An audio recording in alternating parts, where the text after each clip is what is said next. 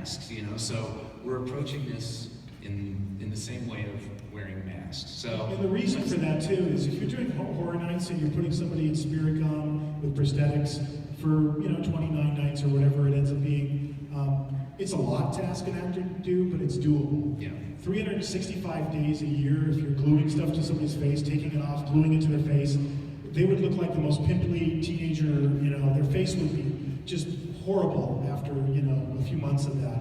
So we had to come up with a new way of doing it. And mask technology has increased so much. You can go out here within all the vendors and see what's going on. So, we were going and doing an R&D phase. So this is just one of the concepts of several that we did, integrating silicone mask and trying to get good mouth biting action, because what do walkers do? Attack you with their mouth. And as well as we were looking at contacts for this individual.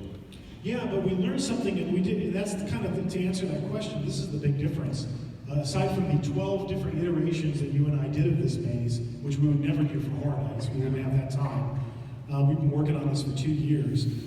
We thought, oh great, we'll do contacts. We never get a chance to do a lot of that with Horror Nights, but we did a lighting test, and then this particular character's outside in the woods, and it would be lighting coming from above. We noticed that because of the brow and the way it's built up, everything in his eyes were in shadow, and we weren't getting any credit for the contacts. So Chris had this brilliant idea about creating a core that would be integrated with the mask where the eyes were actually built into the mask. So bing, this is the sculpt, the makeup sculpt for the character. Yeah, this is working with Patrick McGee as well.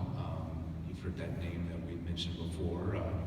He's working in oil-based clay on this, where he can really get down to fine detail. I'm sure he's working like in Chavant clay, but this is where we're really getting down to emulating exactly what's on the show, with really hyper-realism.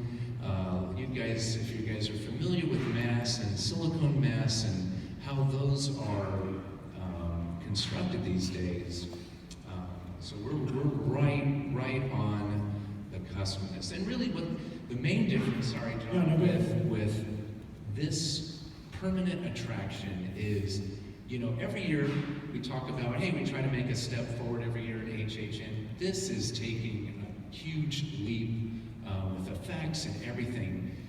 We're trying to take a high-end approach to this. So the performer can move the mouth, and you can get all the biting movement as well as have that classic Walking Dead Deadeye look. I have the first article of that mask. I'll show you. Bing. That's just it loose on one side, and that's actually me wearing it. Yeah. Because Chris and I put all these things on, but you can see the fake eyes, and there's little teeny slits. You can see them just above the eye up here.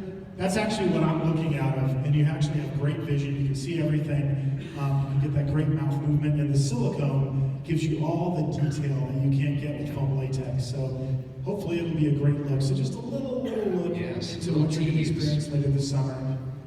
But before we close out, because I know we're getting close to